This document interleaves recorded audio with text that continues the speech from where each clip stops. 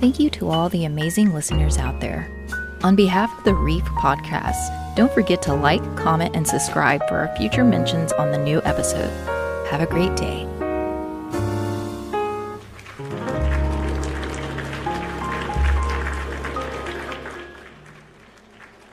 All right, we are back. Welcome to the Reef Podcast. I'm your host, Luis IPA, bringing you another exciting episode here, joined by Kratos, Leary, and the usual cast. And we got ourselves another indie game developers here. We got Dabster Entertainment. We got Anthony, and I don't need no introduction because I know you're the GOAT. So you go ahead and introduce yourself. You know who you are.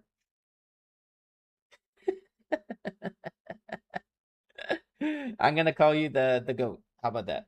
You like being called the GOAT? You're talking to Anthony, right? Yep. Is he there? I think he I is there. bet you his mic is still muted. I thought he was talking about you. Oh no, I'm not. You're the goat, bro. I'm not the goat. I'm the No, kind of goat. No, I appreciate you guys being here. I know it's a little late. I know it's Florida. I mean, it's 1 hour ahead. Thank you guys for joining us. So whoever wants I'm to... in Florida. I'm in Florida. He's in Virginia. Wow. So you guys are like literally like, dang. Okay. So what actually is Dabster Entertainment? If you guys want to do a little introduction about yourselves, what got you into game development? You have the floor right now.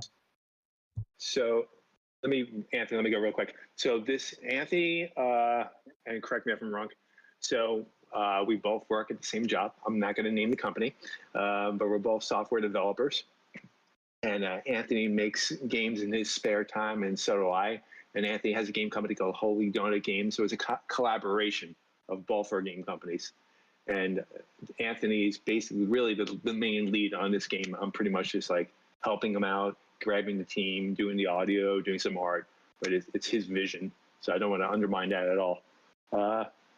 Anthony, did I say that pretty much? Was that pretty much on point? Yeah, I would say that, we happen to be working for the same people, have the same interest, just kind of click together right. I am the one working on this game, is kind of my producer, coordinator, everything else. Sets up things like this. Okay. So basically, like, what this is actually a question for Dabster Entertainment. What made you want to actually start up a company? Like, I mean, I know you had a good title by Little Sherman, which I played it before. Phenomenal game. I appreciate that. So I'll try to give you the long story short. Okay. So we actually started as a game company called Floppy Entertainment in like 2013. Like a long time ago. And I don't know if anybody's familiar with Jacksonville, Florida, or the Jacksonville Jaguars, but the owner, Shah Khan, had like a tech festival in 2013, and we won the tech festival, and then he kind of like financed our first game company. But then I learned quite a few lessons. So while I was working my full-time job, I was running downtown to their incubator. They had to start like a small business incubator that you had to go through. And basically they wanted us to change our game name. And then they wanted us to not make a game anymore. And so then they would think, oh, it's more lucrative to sell game assets. And to be honest with you, we kind of like went along with it. And in the end, I realized that was not the correct decision. A great life lesson. So then I formed Dabster Entertainment. And I got my friends back together, and I said, dude, let's just get this game. We own the rights. Shah Khan was able to sign everything off to us. There's no legalities about it. So we did Little Sherman, and then I worked with a few of my friends. We did the SSTR, which is like the escape room sci-fi game. And then I just hooked up with Anthony from work because, I never quit my day job. We just moved into different positions, and came to a new role at work. And Anthony was the lead developer there, and then we just kind of meshed. It was like, oh, you make games? Oh, I make games too. And it was, everybody who makes games kind of like seems to like the same thing. I mean, I noticed that like the name is actually Donuts, I believe. That's the collab company, if I'm not mistaken, correct? Yeah, that's Anthony. Holy Donut Games. That's Yeah. me. Holy Donut Games. And Fun. you ever thought about doing like a ripoff of Homer Simpson or something, eating like a donut? I mean, copyright infringement, right? Trademark maybe. But I might get shut down for doing that, but it is a Simpsons donut if you've seen our logo. yeah. I mean, I did notice that like there's like a little bite on it and everything. It's hilarious. But what actually got you, Anthony? Like, like what was the drive behind you? Like, I know Dabster here said like, his backstory. So we would like to hear your backstory on like what made you want to actually start developing games. When I was 7, I got an NES for Christmas. And I have wanted to do that ever since. There wasn't any like discovering that I liked making video games. That's what I've always wanted to do. I've just never been in a spot where I could actually do it full time. So we're an indie studio now. Just kind of make games that I want to play. So basically, like, you started with the classic, one of the retro classics. And what was your favorite game back then? Like, what was a go-to game for Anthony to play? Back then, I was super into the Teenage Mutant Ninja Turtles. The game famous for having that level underwater that's super hard. I never beat it when I was 7. Never even got close. So here's a crazy fact about myself. I started. Oh, sorry. Go ahead. Yeah, and I started like an IBM PS1, which is not the PlayStation 1. That was what they called the computer in the mid 90s. Right in base games and basic A, and been trying to get people to pay me to do it ever since. That's awesome. So basically, like, for me, I played that game as well, but I have really strict parents. Like, I had like, my dad, every time I played this game called Pilot Wings. I don't know if you guys ever heard of that for Super Nintendo. And every time I would actually get a 99 score out of 100. No matter how far I was into the game, he would reset my game and say start over from the beginning. Oh my lord! Yep. Yeah, he was one of those dads that said that's like, what they did. If you actually died once, hey, you have to start all over and try to do this perfectly. So I get that. I was really, really good at the first level of every game I owned. All right. So I think my co-host here has a question too. I think he's actually prepared to ask a couple as well. And I want to thank again Lyrian for keeping up with the chat and Nightmare as well. Thank you guys. So go ahead. I'm trying to think of the best way to word this. With Dabster Games being in Florida, I'm assuming you guys do a lot of work with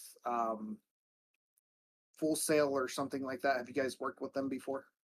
So not Full Sail, but it's kind of funny you mentioned that. For like the past 2 years, we've been working with the local high school here because they have a Magna program that's trying to push like STEMs into science, with development and math. And then they were trying to do a game program. So we were on the board for that for a while. But then I guess budget cuts came along, as you can only imagine. And that was cut. But I haven't worked with Full Sail directly, but when we were on the board for that high school, Full Sail was also on the board also. Okay. That probably didn't answer your question. It actually was leading into my question. Yeah. Do you have any advice for anybody student-wise that wants to get into video game development? Because Full Sail does have that video game development program. Is anybody here working for Full Sail? So am I allowed to speak freely? I go to school with Full Sail. Oh, you go to school there? Yeah. I mean, it's expensive, right? I have VA that covers it. So. Okay. All right. Cool. On a side note, where did you serve? Army. I was stationed in Schofield Barracks, Hawaii. All right. Oh, nice. Cool. How many years you did? I was in for just over 2 years before I got injured. Oh, short time. Oh, sorry. I did the Navy for 8 years. Oh, I'm sorry. Yeah. Oh man, I'm not. I had a good time. I had a good time in the Navy. But I don't know, dude. I feel, and I'm sure Anthony probably has a better answer than me, but I always felt like strong portfolio. Like all the artists that we've reached out, like being an indie dev company, like everybody's kind of like working for free until we make any money off the game. But I feel like a strong portfolio, regardless if you go to school or not. But you got the VA, so that's like a plus for you. But I know student loans are very pricey because I know my wife has a nice student loan. So I'm thinking, I was self-taught with everything I do. So music-wise, my little bit of art, development, everything was self-taught. I've never had a problem getting a job, but it's all about your portfolio, I feel. If you're a good 3D artist, it's all about your portfolio, if that makes sense. Gotcha. Yeah, I have to agree with that. I mean, it's great to have the paperwork to prove it, but what you're really getting out of that program is that portfolio they're helping you build. Because when we're looking at an artist, we're not looking at the diploma, we're looking at the art, right? And it's the same with programming. Mm-hmm. You can tell pretty quick if the person actually knows how to think like a programmer or not. And their GitHub will tell you that, not their piece of paper. And I don't want to take anything away from college at all because Dabsterent came in and did like a few children's books because my wife wrote them, and we had a phenomenal artist who graduated from SCAD, and she was amazing. And SCAD, if everybody's familiar with SCAD, it's very expensive, but her skill set was amazing, and I feel like you also learn a lot as an artist going to college, just the fundamentals in general. So I don't want to take away from going to college because my kids went to college, my wife went to college, and it's all worked out for them. So I don't want to be saying that. But for me, portfolio worked best. Yeah, we don't want to take away from it, but make sure you come out of the program with a diploma and a portfolio, not just the diploma. Right. All right. Paperwork is important. Anyway, I have two questions, one from me and one from our buddy ZDP right on YouTube. My question is, given that there's been so many advancements in like technology for computers, has there ever been a moment that you metaphorically like hit a wall with your coding? I mean, I hit walls all the time, but I'm sure Anthony does it. Like where I just didn't know how to do what I wanted to do, or where to go next. Oh yeah, like sure. New technologies hit a wall. I'll tell you, I'm not up to speed with like all the fancy new stuff that's out there. Like I have a general idea of how like Nanite works in Unreal Engine, but we're using Unity, not Unreal, and I have a surface level knowledge. They can say there's a wall there. I have no idea what kind of magic they're doing now. Some of the shader stuff they do is just insane. There's people that specialize in these fields for a reason. Because some of them do have that depth that extra you have to know. The some of the subjects are so deep you can't be an expert in everything anymore. Yeah, it's understandable. Anyway, I got a question for Anthony, so I'm going to steal your show real quick. Do you think it's better to be a general artist, and you can do a little bit of this, you can do a little bit of that, or do you feel like it's better for someone to be like, oh, I strictly animate, that's all I do? I don't know if animating is the best example. But you know what I mean. But I know what you mean, and I'm going to say that if you should be able to do a little bit of everything, even if you specialize in something. Right. I feel the same way. Like you should be able, like you're a musician, right? The person might only play the guitar, but they should still be able to write music for a piano if they have to. Mm-hmm. You should be able to draw a picture. Yeah. If you're a 3D artist. And a lot of people on our team, you have to do multiple roles. I feel like when you do indie dev, it's like you do an art, great. We need web development also. Oh, really? We need social media posting. Yep. So we all have we all sit in a lot of seats. What's the first rule of indie development, Michael? You have no money? No. I don't know that's what. part of it. The first That's rule good. is if you can't do it yourself, it can't be done. Yeah, there you go. I mean, look at the guy. What's his name? The guy that made Stardew Valley. I mean, he did a phenomenal job. Like he literally, Concerned There's Ape. yeah. There's a lot of sick stories out there. But for every Stardew Valley, every concerned ape, there's a billion, unconcerned monkeys that failed. All right. So, what's Right. the question from CDP? From ZDP Gaming, how many times have you guys beat games you've developed? Beat the games? Like, Well, I I think have no not. completion. I haven't beaten Little Sherman yet. Have you, Luis? I didn't beat it. Yeah, I didn't beat that fucking game. I That have- game was too hard. Um,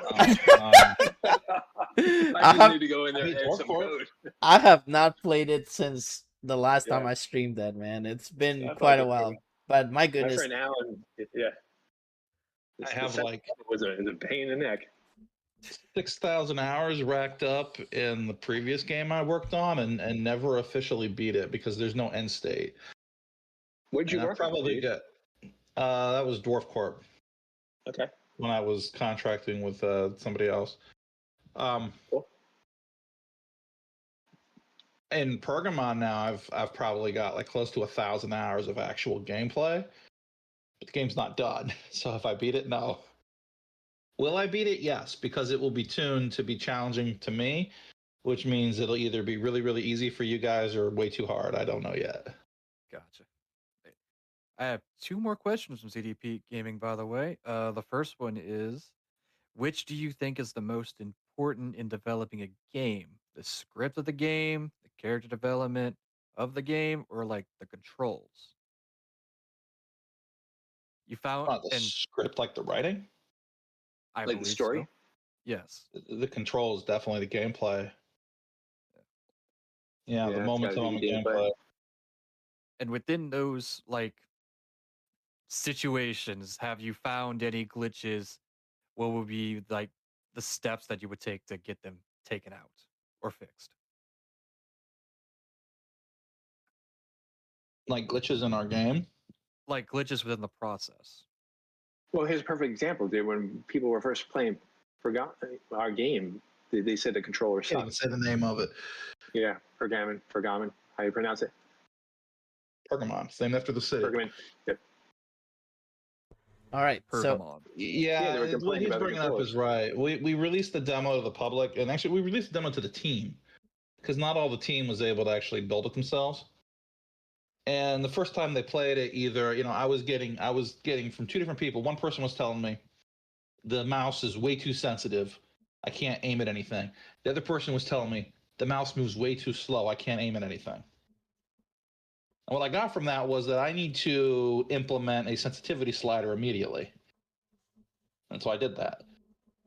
But So my question for that one: how much of that could have been user error? so after the sensitivity slider was there, Question. this is an amazing question because after the sensitivity slider is there, if they're complaining that it's too sensitive, but they didn't go and adjust the settings, then yes, it's technically user error. But can I expect the user to go dig up some settings and change them before they continue playing? And ultimately, I ended up doing something like like the opening sequence of Halo, where you have to get in the thing and look at the lights or whatever. I did something like that and forced the player to do it first and adjust their sensitivity. And I have not got a complaint about the sensitivity since, because A, they adjust it to how they like it right away, and B, if they come out of that sequence without adjusting it how they like it, they know damn well it's their fault. Right. This is actually a question from me in regards to feedback. When is it okay.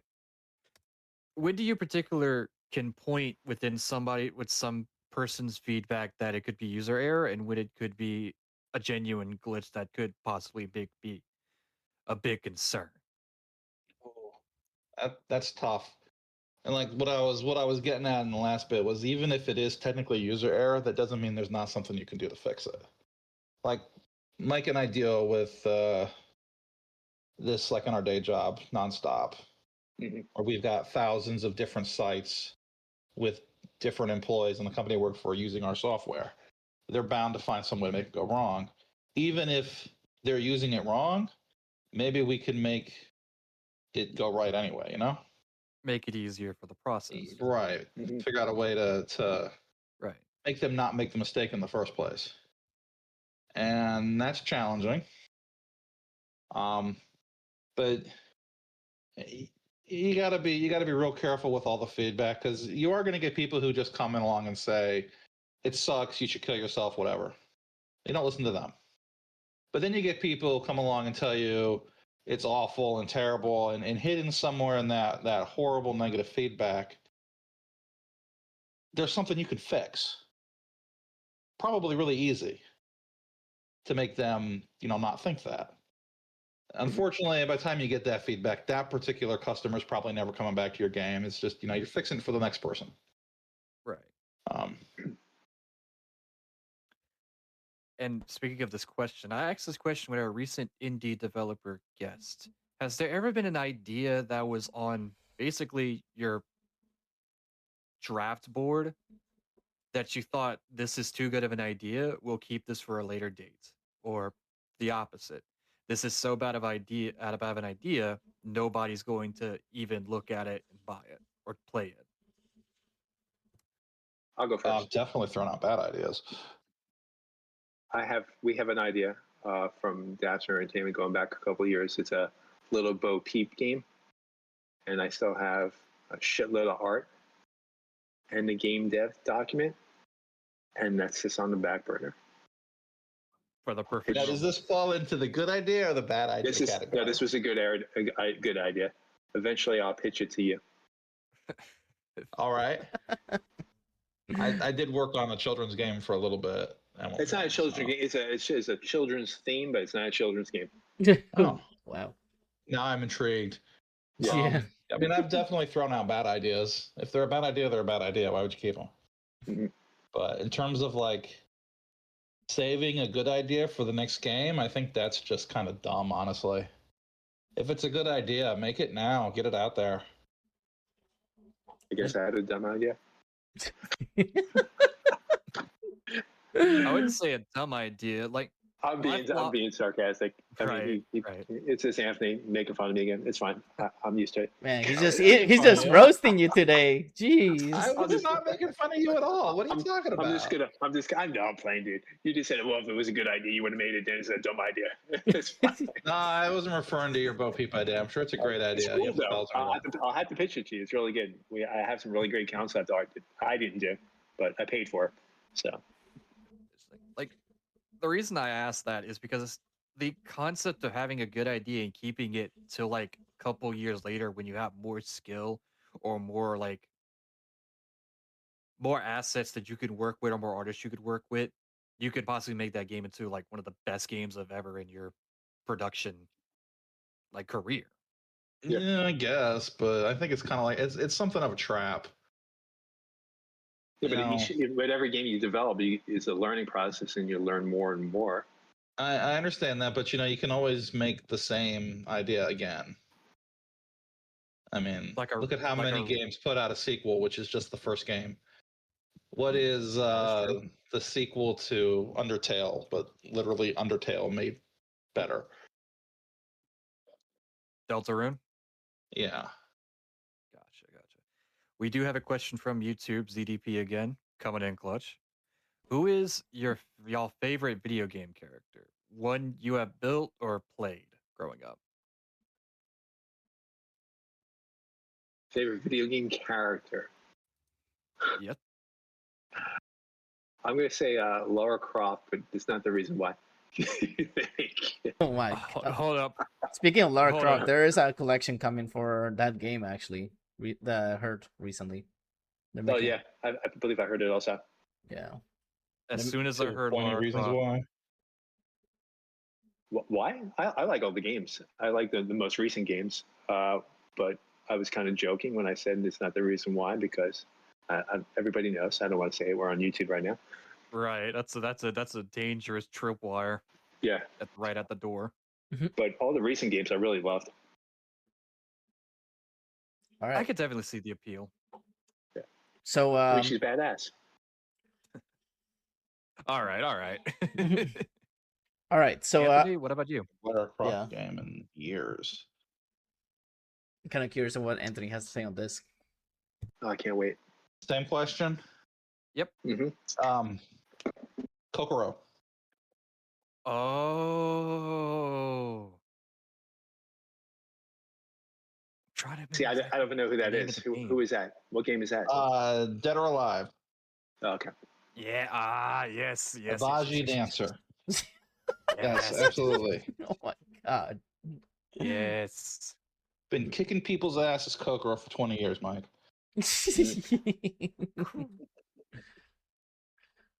Look, I'm throwing hands. All right. Mm-mm. All right, so before we, I know there's a question on Twitch. I did want to ask Dabster as well. What made you wanna do a tank type game back then? Like, what was the idea behind that one? Like, you know, what was? I know. So, yeah, I'll try. It's another story, but I'll try to make it short. So I was looking for someone to make games, and I reached out to the local community college there, and I found this artist, Tom, who's my friend now. And I was like, he was working on a game in Unreal back in 2011. And we hooked up, and he said, yeah, I got this really cool concept of a little tank. I was like, oh, cool. Maybe we can make a mobile game. And it just took off from there. And then I started like designing it for him. And he was an amazing 3D artist. He did the original. So the little Sherman tank that you play in the game, he actually did that. He made that FDX, that model. But Tom went on to greater and better things. So Tom is in a AAA company called Elphonic. You know, they make, Predator, Hunting Grounds, Friday the 13th, all that other shit. So he's the senior animator for that company. So he went on to do really good things. But it was his vision, and then I came along and pushed it, and we grew it. That's amazing, though. I mean, the fact that he grew that much, because, like I said, when I played it, I mean, it was still like early. So trust me, I got frustrated when I got to the higher levels. The first few levels, I was like, "Oh, great, this is fun."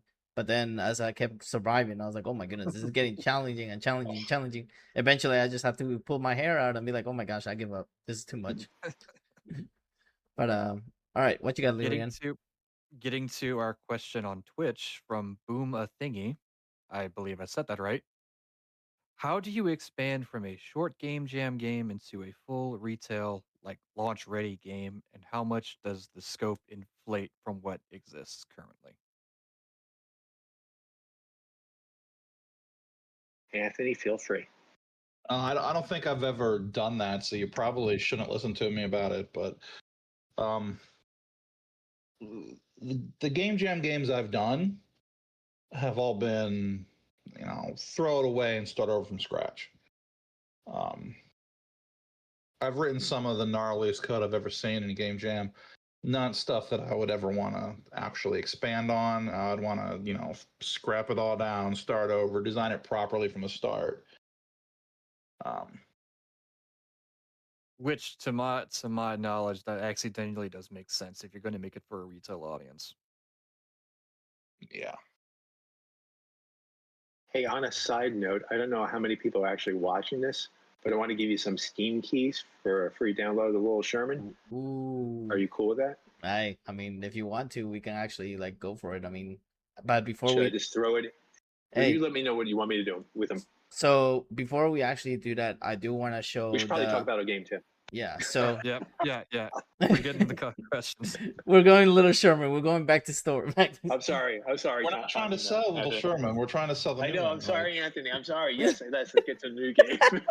Trying to sell the Metroidvania shooter that we've been working on. Like I said earlier, I really think that game has a little bit of Descent vibes. I used to play Descent on MS-DOS back in my computer.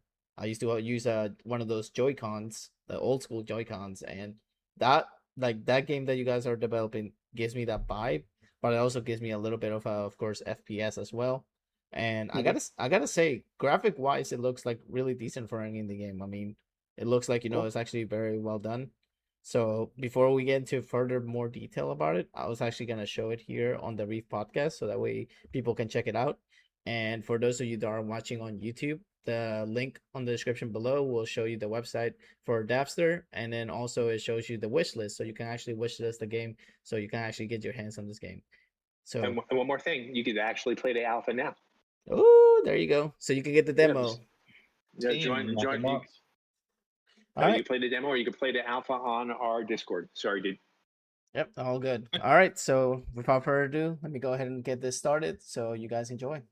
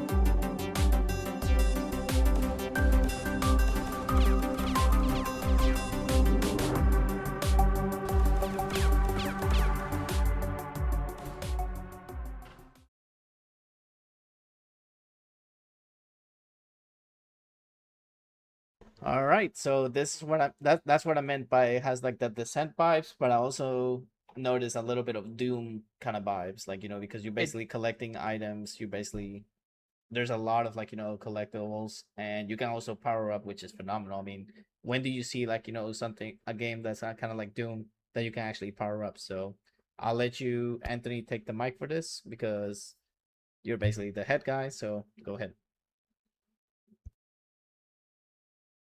All right, so yeah, we're making it is a Metroidvania shooter, deeply inspired by Metroid Prime series.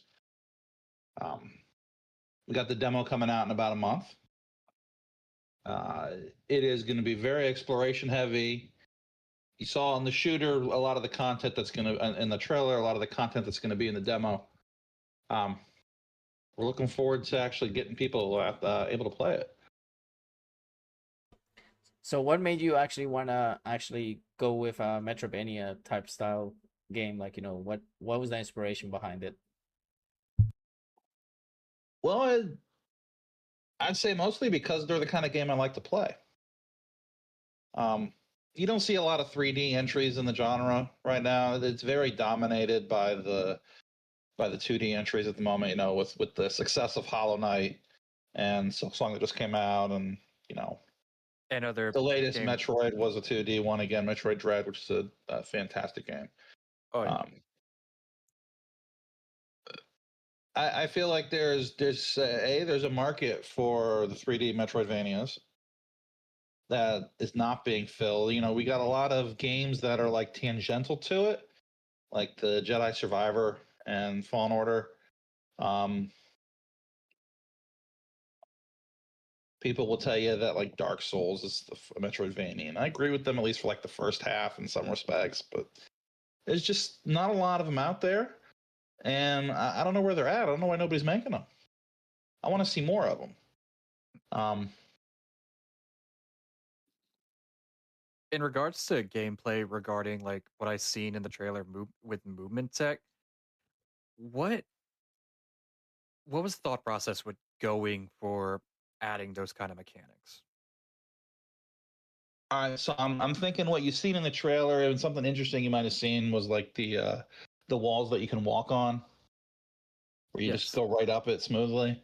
I wanted to take advantage of the fact that it's 3D. right? And have stuff like that. I don't know if you've played a game called Prey, not the Bethesda game that came out like a couple years ago that was set in a spaceship. There was another game called Prey from like the mid-aughts. It was actually also set on a spaceship, but I think I know the game you're talking about too. and it had like if you played the demo for that game, you played the entire game because they packed the first 10 minutes of that game full of every trick they could think of. You know, you got enemies on the ceiling, you got portals you go through where you come out the other side a different size, you got all this crazy stuff going on, and that's the kind of crazy stuff I want to do. I want to have player walking on the ceiling, shooting enemies on the floor down below, or the gravity changing and stuff like that. But a little bit of the design philosophy is also, and like usually in a Metroidvania, stuff like the double jump and stuff like that will be locked behind an upgrade you get later. So like the first part of the game, when you don't have all your movement upgrades, can be really kind of dull. Right. It's very basic, straightforward. Ultimately decided, you know what? No. The player can do almost all of that stuff right from the start because I want the player to have fun immediately. Which is a really good approach, I think. From the atmosphere, it definitely feels like there's hints of Warhammer 40K, like that more grim, dark science fiction. Did any elements when coming to create the atmosphere of the game, did that have any impact on the initial product? I don't know if Warhammer itself had like a direct impact, maybe subconsciously, but kind of the atmosphere I'm going for. The demo incorporates about half of 2 areas in the final game, and one of them is an ancient overgrown temple, right? So a lot of rocks, skeletons, A bit arches Tomb and stuff. Raider-esque, like a bit science fiction Tomb Raider-esque.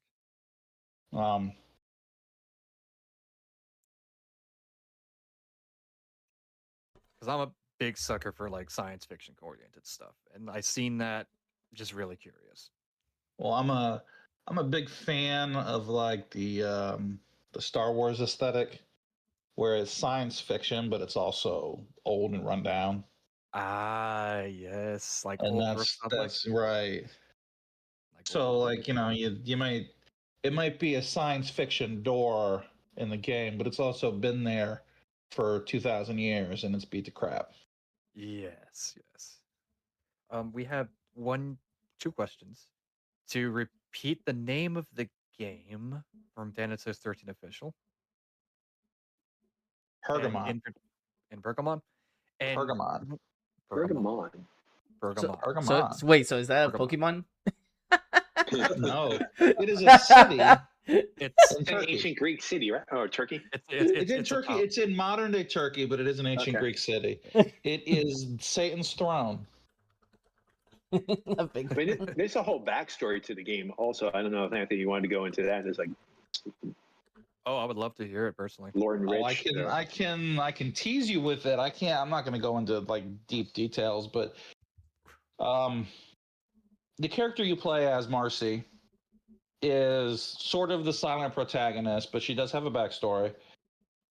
She is the pilot of a space freighter that crashes on this planet, and she's the pilot of a space freighter in an era where being the pilot of a space freighter means that she's okay with playing video games by herself for 6 months while her space freighter goes through space, right?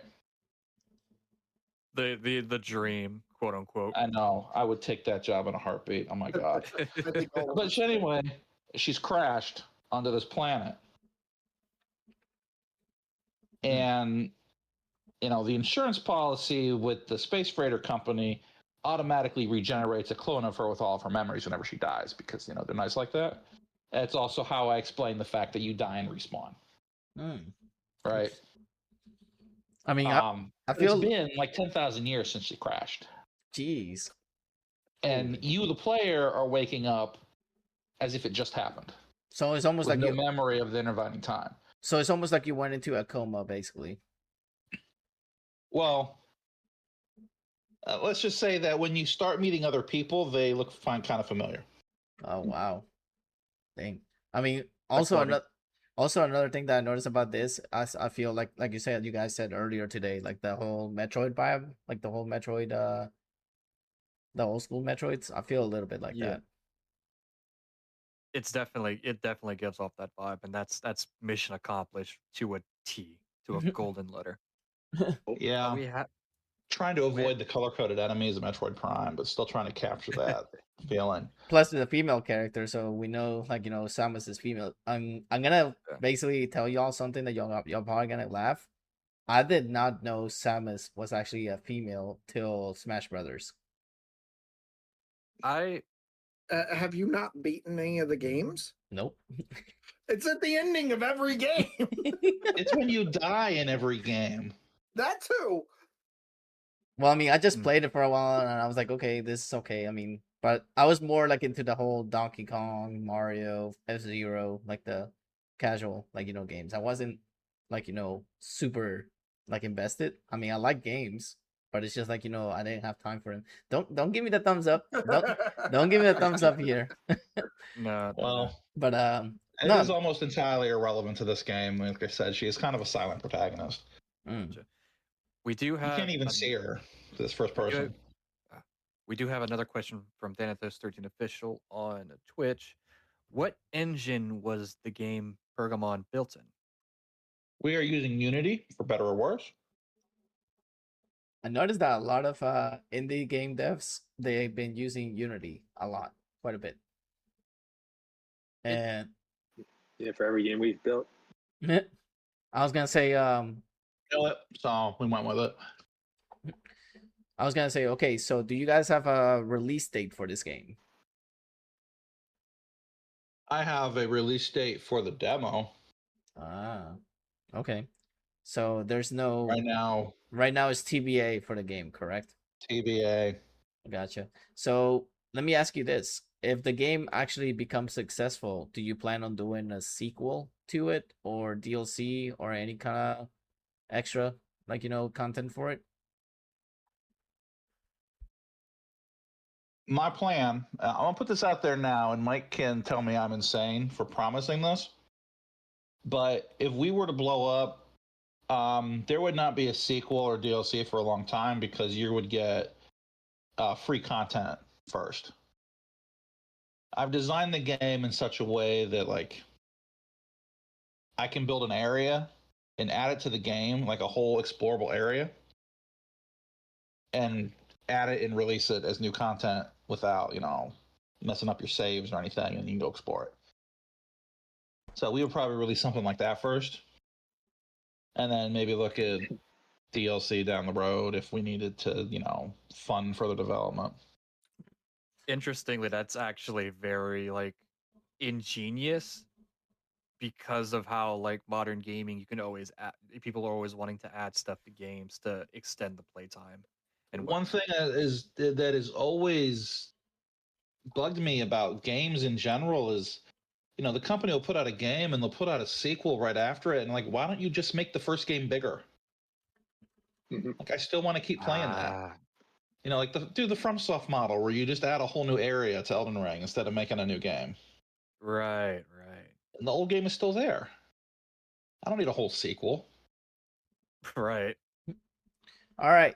So I was gonna say, I believe Dabster has an announcement to make here about some keys that he said that he wants to give away. How many do you have with you?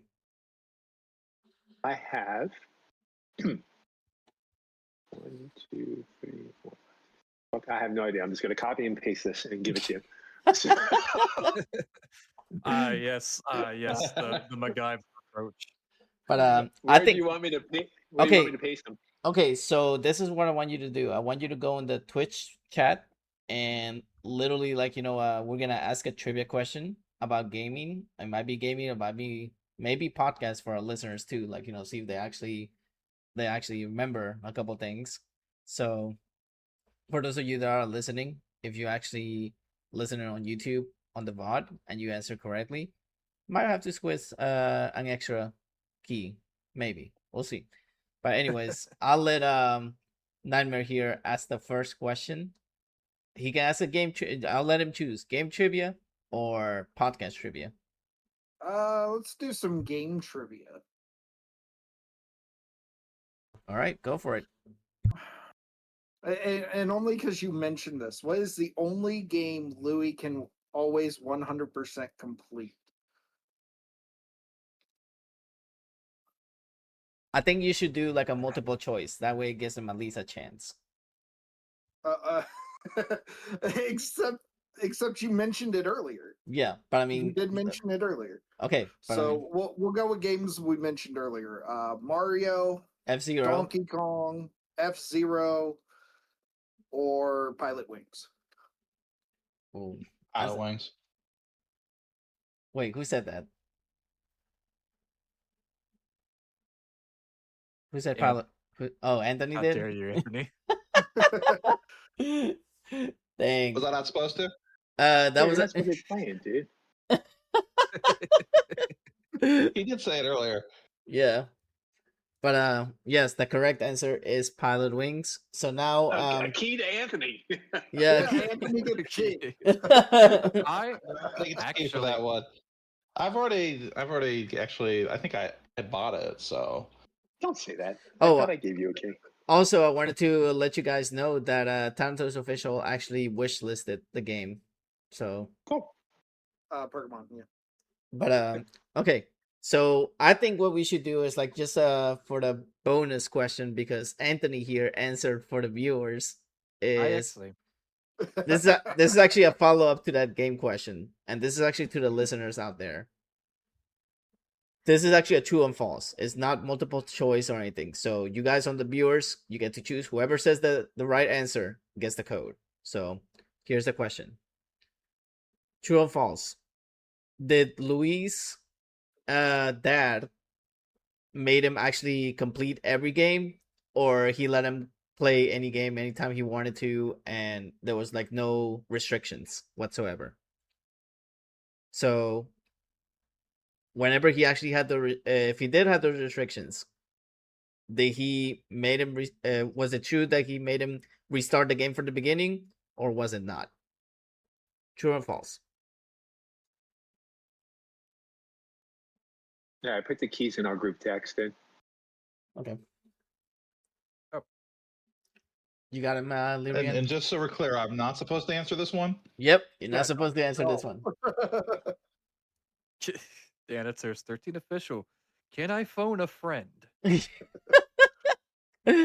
Okay, so Thanatos did get it. Yep, Thanatos Thanatos got it correct. It is true. So in case you want to know, Boomerang, my dad basically, like, every time I actually would play Pilot Wings with him, if I scored 99 out of 100 in one level, even though I was in almost finishing the whole game, he would reset my game, and he would literally do the same thing with Dan Mario. He would literally see me die once. He would reset my game and be like, start over from the beginning. And good thing your dad wasn't watching me play against you and Mario. Hey, if he was watching that, I kid you not, he would literally be like, dude, start your game all over again, please. But in all honestly, he'll probably be proud of Nightmare. He'll probably be like, you know what? Props to you for actually beating my son on this, because he's not worthy of the Mario title. Oh man, yes indeed. So yeah. But are we going to keep going with this? Because I do have a game question to give another one a key. All right, so you do have a question, but we want to give Thanatos the Steam key. So do you have him? You sent him on the group, correct? Yeah, the group being me, you, and Anthony. Okay, so let me go while I posted a bunch of there. While Lyrian is actually getting his question ready, I'm gonna get this code to Thanatos. All right, this is for the Sega people over there. Everybody knows about the Sega CD secret message, right? The one that's in particular done by a developer, right? Okay. I mean, are you asking us, or because I do not? Oh, you don't? So I don't either. No. in Sega CD, there was actually like a secret code that you could put in with the sound test that would give Uh-huh. you a fake anti-piracy screen that was supposed to pop up with bootleg Sega CD copies. Huh. It's a very creepy one. But which soundtrack, the Japan/PAL version or the US version, did the backing track to this screen use? In particular, the boss music. Now, is it viewers or is it us too? Like me and Nightmare mean, and It's a possibility. Y'all can guess on this one as well. I But want to for say the- it's a Sonic game. It is a Sonic game, Sonic CD. For the Sega CD/32X. Jesus. Yeah. Now you're really going down memory lane, my guy here. Jesus. Yeah, I remember. When I used to own you a Commodore. mentioned the anti-piracy thing, I was like, oh yeah, that one. Yeah, you know the one I'm I talking had about. an N64, not a Sega CD. I don't know. I had both. This might age me, but I had a Commodore 64. We used to use Pirate's Toolbox to copy all the games. Hey, we We go don't back in talk the day. about those. I was And, mostly a Sega kid when I was young. and just to confirm, Thanatos, you were able to get the key, correct? I don't know if it went through or not, but I hope you got your key. So I'm actually happy about that. That's awesome that we gave him one key. And we have here Boom actually saying the only Sega I had growing up is the Sega Channel. Wow. My goodness. All right. So let's go ahead and answer another trivia. If you guys have been listening to the podcast today, you better have knowledge of this because my goodness, if you don't remember this for earlier today, I'm gonna literally shake my head until the end of the podcast. Dabster Entertainment. What was the first game that they made, and what was the main character? And no, it's not for us, Anthony or Dabster. It's for the listeners out there. No, I don't know. Who is the main character of the first game that Dabster Entertainment made? I'm gonna go with multiple choice to make it easy for y'all. Is it Sherman? Is it Doorman? Is it Mermaid or Little Sherman? I should add the trivia music here. That would actually be I great. don't have my Jeopardy stuff to Yeah. where you can hear it. Yeah. My own soundboard is out of order currently. 200 things.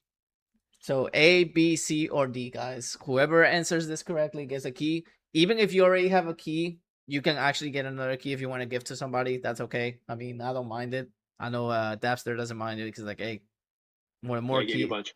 Yeah. The more keys we do, the better. But I'll give you guys 20 more seconds. If nobody guesses this, I'm gonna go ahead and say it.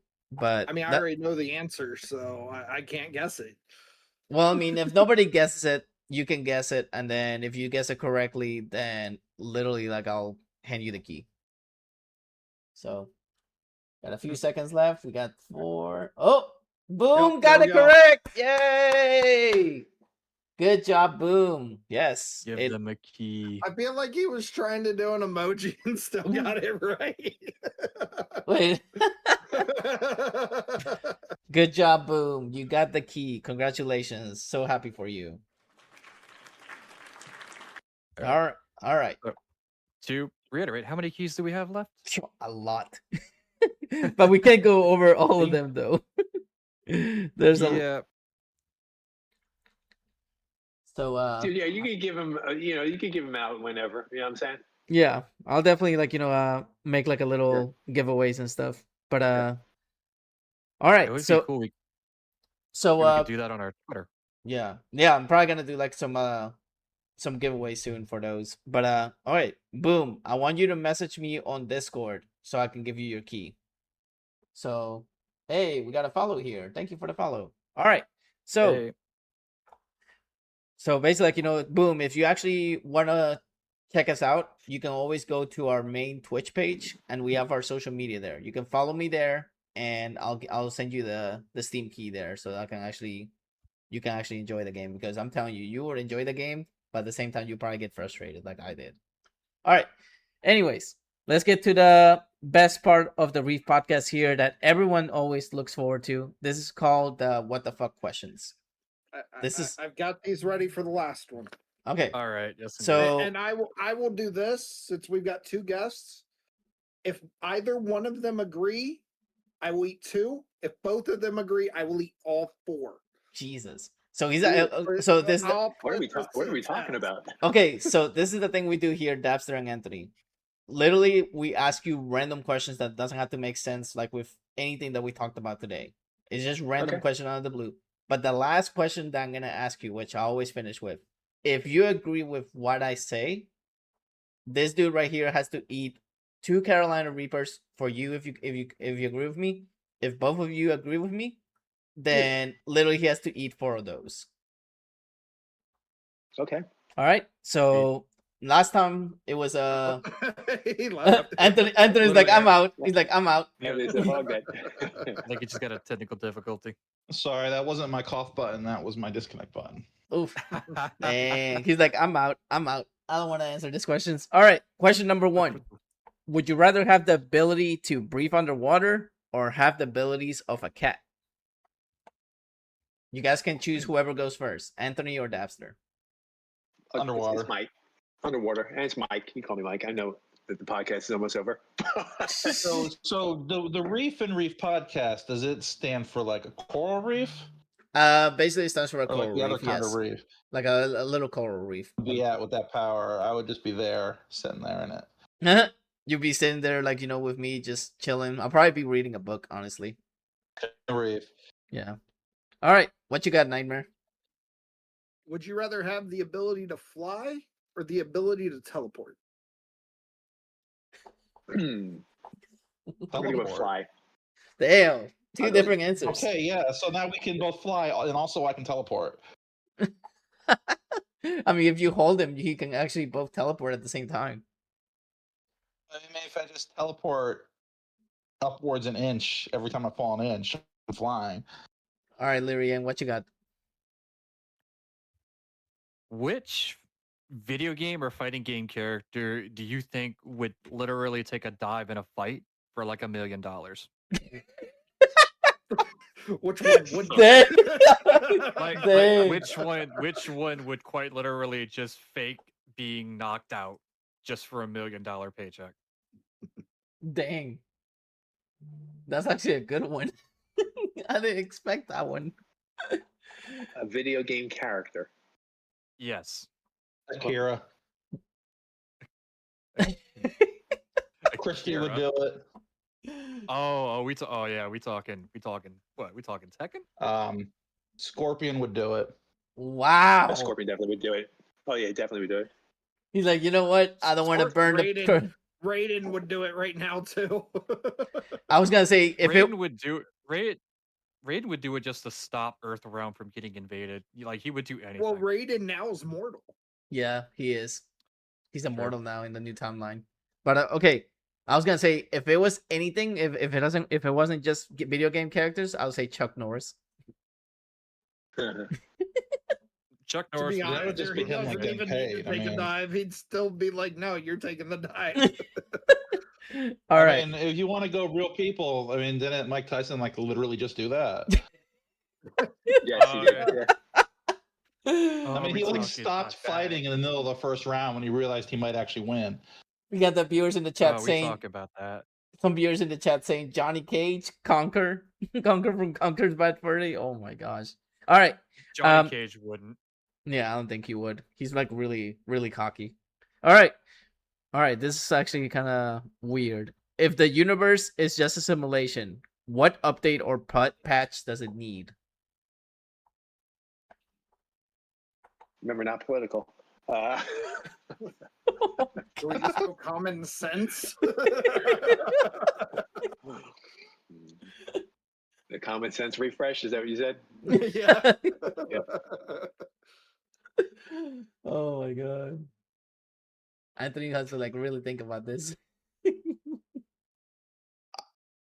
I don't know. Can we like unlock the character creation options or something?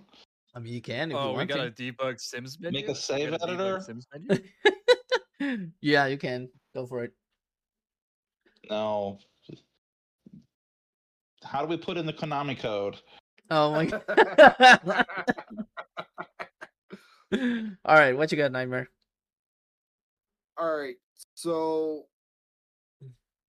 would you rather go camping or stay at a hotel on vacation? Damn. Stay at a hotel. I'll be in the hotel, thank you. Yeah. Sorry. Ooh. I like my creature comforts.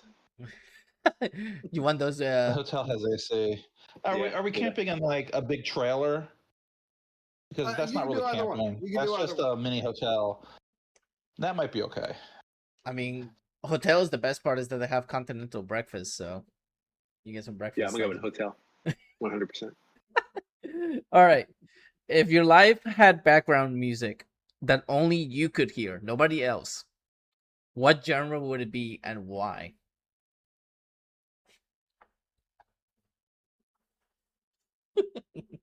I haven't asked this one in a while, so I have to.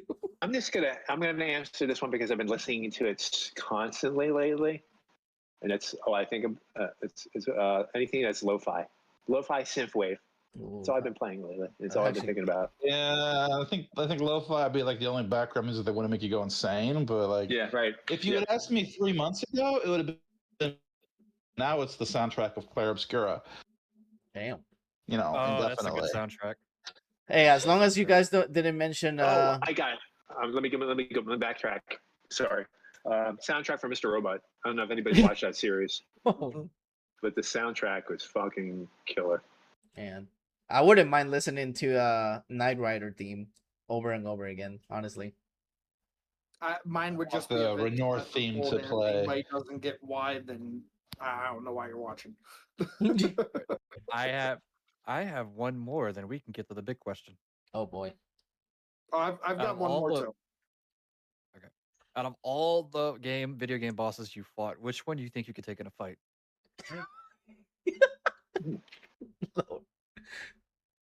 And keep in mind, this is not going to be like, this is a boxing match. No, you got weapons at your disposal as well.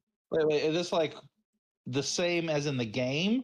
Or are we like taking away all the magic video game? Yes, exactly from the game, and you could bring like weapons or magic or whatever you need. Do they have to be like the final boss? Any boss. Just any boss.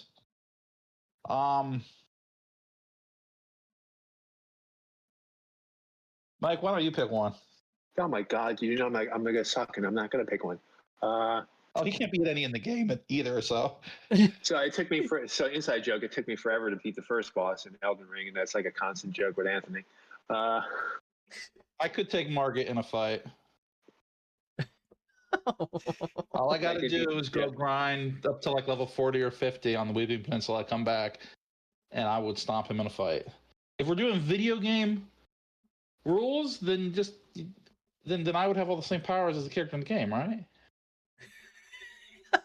I should go take any of them. Damn. All right. So, Nightmare, what you got? Okay.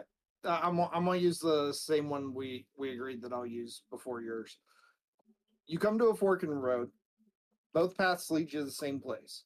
One path has 100 goose-sized bears, and the other path has one bear-sized goose. Which path do you choose? 100 Did you say 100 goose-sized bears or one bear-sized goose? Yes. Why do you think this is called the WTF section? I'll do the What kind of bear-sized bears? goose. Are the bears black, brown, or white? Combination. Oh man, you made it even more complicated. I mean, if it was like 100 panda bears, yeah, no problem. I'm taking that side. But if they're If grizzlies, it's like 100 polar bears, I might take the chances with the goose. I'm gonna go with the goose. why? Because so you can choke it. I feel like the goose is going to be meaner than the bears, and the bears I are know, I probably think- usually the safer choice. I don't think gooses are prone to attacking people. Have you met a Oh, goose? they are. They are. Dude, yeah, it's all right. Okay, see, Yeah. you're down in God. Florida. You don't have any geese because the alligators ate them all. No, we The do have geese are we have terrible. Canadian geese. Yeah, they're here. Oh my lord. Oh, they're here year round, and they never leave here. Mhm. All right. Amateur. We're getting down to the final question here. I have to take off my glasses for this one because this is the final question. All right. You guys eat cereal, correct? No, I don't. Sure. Or Not really, have you? but- Okay. Have I have did. okay? You did at some point in your life. Yes, of course. Yes. Okay. Do you pour the cereal first, then the milk, or the milk first and then the cereal? Cereal first. Who does milk? Oh, thank God you got that one right, or this would have had to completely end our relationship, Mike. Oh my Now I God. can put these back. Who puts the milk first? Apparently he does. Oh wow. Okay. I've been called so many names over the last few episodes. I've been called a monster. I've been called a psychopath. I've been called I've so many. never seen anyone do that before. But Look, but Nightmare has something to say here from that happened in our last episode. we did have somebody finally agree with him. Ah. There was somebody that finally agreed with him. So you And I interviewed a was psychopath. shocked. Good job. Yeah, apparently. And it was an indie game developer. So I was like, wow, somebody actually agreed. And a lot of people were calling it scripted. It was all scripted. I was like, nope. I never actually told him anything about this. He I got literally a just. question for you guys. All right. Sorry. Hmm. So you've been doing this for a while. Has any indie game developer that you've done a podcast with exploded as far as their game is taking off? Like basically, like, just Master's Pupil did really good. yes, it did. Master's People is actually a really What do you phenomenal guys game. consider really good? Like What do you guys consider really good? like literally like they had a lot of downloads and a lot of people actually played that Mhm. game. Mhm. It went on to Steam and Switch. Oh, cool. And also, what we do here is Nice. like what we do over here is like, we may have the live segment where we interact with everybody as you saw, like, we had so many questions from different people, and Mhm. literally like, we love later upload it to Spotify and everything, and that's where we get the most listeners because we average from 5,000 to 6,000 downloads on Spotify. So Wow. Cool, mean, guys. that- Congrats. that's just on Spotify. I mean, we put it everywhere. We put it on iHeart Radio. We put it on Amazon Music. So it's promoted everywhere, and it's phenomenal Yeah. because we love promoting people here. We don't like basically do it for viewership for us. We do it so that way people can know different types of content over here. Like, not just Mhm. indie game developers, but we had musicians here before. We actually had Mhm. an actual writer from the Final Destination franchise, Jeffrey Reddick. Oh, wow. Very We ha- cool. Yeah, so we had a variety of people here, and we Wow. just love enjoying, like, talking to people, and we're thankful that guys like you that basically said, sure, like, let's do an interview. I don't mind that. And we always, like, enjoy talking and engaging with you guys. So I really appreciate you guys setting this up. Fantastic. So thousands Oh, of it's no people are problem. going to hear me answer that question like an idiot. don't be You surprised. can't look Hey. at it that way. Don't be surprised if that becomes a YouTube short, and then later we upload it. So just be warned, because I mean, we do a lot of YouTube shorts nowadays, and we just love doing those. I mean, we average like from 80 something views to like over 200 views when we do YouTube shorts. So Oh, very cool. So, anyways, I want to thank everybody. I want to thank Dabster. I mean, Mike. I'm sorry, but I had to say it's cool. Dabster because Dabster is the company. I mean, the last thing I'm gonna say is that I never asked you, what is up with the duck? So, long story short, we were in Target shopping. We were parked at Target, right? And there was this cute little mallard duck escorting its babies in the Target parking lot. And we're like, oh my God. So I took a picture of myself and I go, that'd be a fucking cool ass logo. We'll put him a little hat on it and we'll give him a little bow tie. And then I got this artist. I did a few sketches. They were horrible. Then I got this one artist to do a few logo designs, and that was it. And we were like, oh, that's it. And we Wow. just kept it. We thought it was cool. It was cute. It's a duck. Hey, a very hip duck. and if I'm not mistaken, you guys actually have merch of that duck, so I need to get myself a coffee mug of that. I really do. Yeah, definitely. Yeah. Yeah, Thank you. because Yeah. I love that damn duck and I want it. Yeah. All right. So without further again. ado, I want to thank everybody here. I want to thank all the listeners on YouTube, Twitch, and Kick. Thank you guys for tuning in. It's been phenomenal over here. We had a lot of engagement, which is always great. Don't forget to wishlist the game on the description below if you haven't already on YouTube. If you already know the game, hey, enjoy it while you can. I mean, the demo is out. It's going to be phenomenal when the game comes out as well. And as always, don't forget to like, subscribe, and Leary, and you had one last thing to say? No, I was gonna say, go wishlist Pergamon on Steam. Go, Hey, go do it. go do it right now, please. Now. All right. So we'll see you guys in a few weeks. We're going to be actually back live tomorrow with our sports edition of the podcast where we talk NFL. Me and my co-host for that one is ZDP. We're going to be diving in on last week's NFL action. And then we're going to be talking about the big upset by the Jaguars over the Chiefs, which really shocked me. So without further ado, I'm Luis IPA, NightmareRyzing here, Larry N, Dabster, aka Mike, and Anthony. You guys have a good night, and we'll see you in the next one. Peace.